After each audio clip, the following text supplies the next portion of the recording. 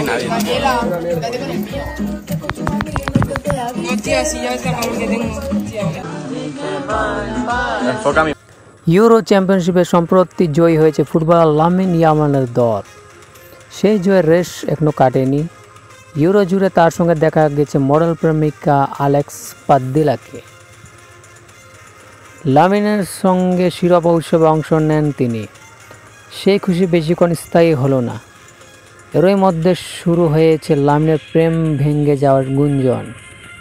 প্রেমিকা তার সঙ্গে প্রতারণা করেছে বলে অভিযোগ, যে কারণে প্রেমিকাকে আনফলো করেছেন বার্সেলোনার খেলোয়াড় স্প্যানিশ তারকা।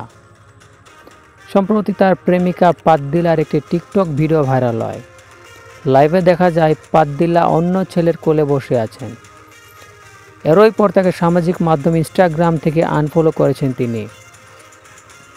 যখন ওই ভিডিও ধারণ করা হচ্ছিল তখন লামিনের প্রেমিকা অন্য সঙ্গীকে বলেন, কি করছো তুমি, পাগল নাকি?